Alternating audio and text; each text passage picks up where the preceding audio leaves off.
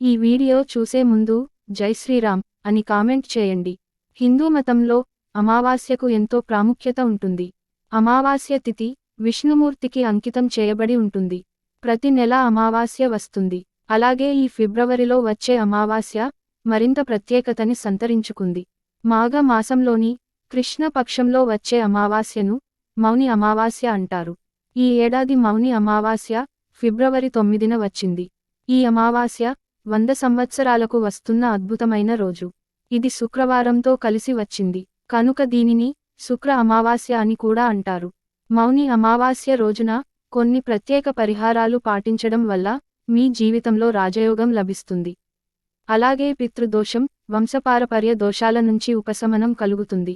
పంచాంగం ప్రకారం మౌని అమావాస్య తిథి ఫిబ్రవరి 9 ఉదయం 8 గంటలకు ప్రారంభమవుతుంది. మరుసటి రోజు ఉదయం ఫిబ్రవరి 10 4 గంటల 28 నిమిషాలకు ముగుస్తుంది.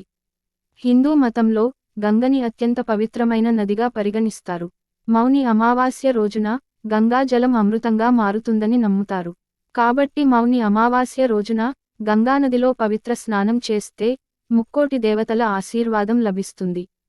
కాబట్టి మౌని అమావాస్య రోజున ఉదయాన్నే లేచి గంగా స్నానం చేయాలి.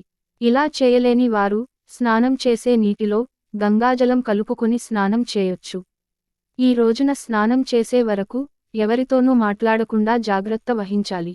స్నానం చేసిన తర్వాత సూర్య భగవానుడికి అర్ఘ్యం సమర్పించాలి. ఎంతో శక్తివంతమైన ఈ మౌని అమావాస్య రోజున గోవుకి ఏదైనా ఆహారం పెడితే సకల దేవతల ఆశీర్వాదాలు మీపై ఎల్లవేళలా ఉంటాయి. ఎందుకంటే గోమాతలో ముక్కోటి దేవతలు నివసిస్తారు. ఈ రోజున గోవుకు గడ్డి కాని, పండ్లు గాని ఏవైనా సరే ఆహారంగా పెడితే మీ కష్టాలు తొలగి దరిద్రాలు, దోషాలు, బాధలు అన్నీ పోయి తరతరాలకు తరగని ఐశ్వర్యం వస్తుందని జ్యోతిష్య పండితులు చెప్తున్నారు. ఈ అమావాస్య రోజున మీ పూజ గదిలో లక్ష్మీదేవి ఫోటో ముందు ఒక తమలపాకు ఉంచి దాని మీద మట్టి ప్రమిద పెట్టి 5 వత్తులతో దీపారాధన చేయాలి. అలా ఈ దీపాన్ని లక్ష్మీదేవి పటం ముందు ఎవరు వెలిగిస్తారో అలాంటి వారికి అష్టదరిద్రాలు పోయి అష్ట ఐశ్వర్యాలు లభిస్తాయి. మౌని అమావాస్య రోజున నువ్వులతో చేసిన ఆహార పదార్థాలను దానం చేయడం వల్ల విష్ణువు అనుగ్రహం లభిస్తుంది. అమావాస్య రోజున ఉపవాసం ఉండడం వల్ల పూర్వీకులు మోక్షం పొంది పుణ్యఫలం పొందుతారని మత విశ్వాసం. ఈ అమావాస్య రోజున బియ్యం పిండిలో పంచదార కలిపి చీమలకు ఆహారంగా వేయండి. ఇలా చేయడం వలన మన పూర్వీకుల ఆశీర్వాదాలను పొందవచ్చు.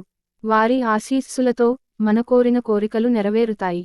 ఈ అమావాస్య రోజున రావి చెట్టుకు 108 సార్లు ప్రదక్షిణ చేస్తే చాలా మంచిది.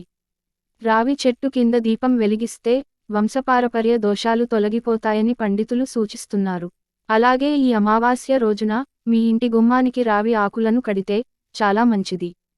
రావి చెట్టులో విష్ణుదేవుడు కొలువై ఉంటాడు. కాబట్టి ఇంటి ముందు రావి ఆకులు కట్టడం వల్ల మీ ఇంట్లోకి విష్ణుదేవుడు అడుగు పెడతాడు. మౌని అమావాస్య రోజున వీలైనంత వరకు ఎక్కువగా దేవుని ధ్యానం చేయండి. ఇలా చేస్తే మీరు ఖచ్చితంగా ముక్కోటి దేవతల ఆశీర్వాదాన్ని పొందవచ్చు. ఈ రోజున మీ స్తోమతను బట్టి పేదవారికి విరాళాలు ఇవ్వండి. మరియు పేద ప్రజలకు సహాయం చేయండి. ఈ రోజున మీరు చేసే చిన్న దానమైన మంచి పుణ్యఫలాన్ని ఇస్తుంది. ఈ రోజున తెలిసి తెలియక ఎవరితోనూ అబద్ధం చెప్పకూడదు. ఈ రోజున ఎవరికైనా మీరు అబద్ధం చెబితే మీ జీవితంలో ఏలినాటి శని వెంటాడుతుంది. మౌని అమావాస్య రోజున ఎట్టి పరిస్థితుల్లోనూ ఆలస్యంగా నిద్రలేవకూడదు. అలా చేస్తే ఇంట్లో దరిద్ర దేవత తిష్ట వేసుకుని కూర్చుంటుంది. మౌని అమావాస్య రోజున మాంసాహారం, మద్యపానం తీసుకోరాదు. ఈ రోజున సాధారణ ఆహారాన్ని మాత్రమే తినాలి. మరియు వీలైనంత వరకు మౌనంగా ఉండటానికి ప్రయత్నించాలి. ఈ ప్రత్యేకమైన రోజున విష్ణువును, శివుడును పూజిస్తే చాలా మంచిది. ఈ రోజున గంగా స్నానం చేస్తే పితృదోషం, శనిదోషం నుంచి ఉపశమనం లభిస్తుందని పండితులు చెప్తున్నారు. గంగా నదిలో స్నానం అందరికీ వీలు కాదు.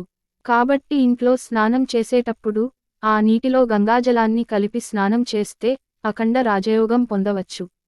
అమావాస్య రోజున మనం చేసే పనుల్లో తగిన జాగ్రత్తలు తీసుకుంటే మన ఇంట్లో ఉన్న దరిద్ర దేవతని ఇంటి నుంచి తరిమేసి లక్ష్మీదేవిని ఆహ్వానించవచ్చు. ముఖ్యంగా ఈ మౌని అమావాస్య రోజు చేయాల్సిన చేయకూడని పనులు గురించి శాస్త్రం ఏం చెబుతుందో తెలుసుకుందాం. అమావాస్య రోజున ఖచ్చితంగా తలస్నానం చేయాలి.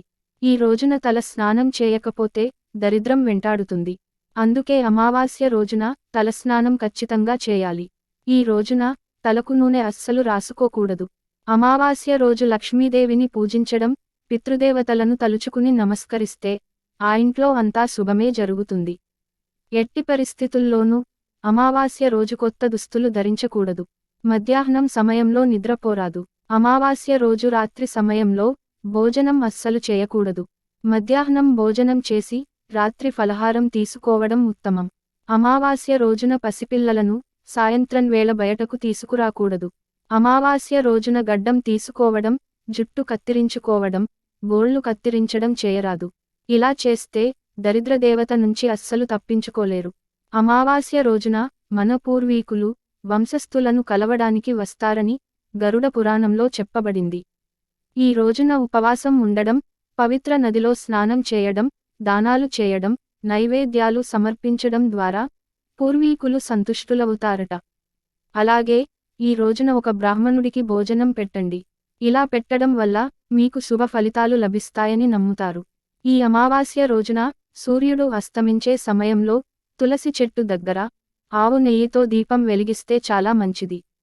ఈ అమావాస్య రోజున అరటి చెట్టు మొదల్లో కుంకుమ నీటిని పోసి నమస్కరించుకుంటే మీ జాతకరీత్యా ఉన్నటువంటి దోషాలు అన్నీ తొలగిపోతాయి. మౌని అమావాస్య తర్వాత 6 రాసుల వారికి ఈ సంవత్సరం అంతా అదృష్టం పట్టబోతుందని జ్యోతిష్యులు చెబుతున్నారు.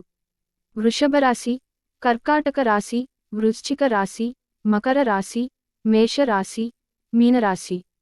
ఈ 6 రాసులకు మౌని అమావాస్య తర్వాత గ్రహాల మార్పుల వల్ల కలిసొచ్చే కాలం రాబోతుందట.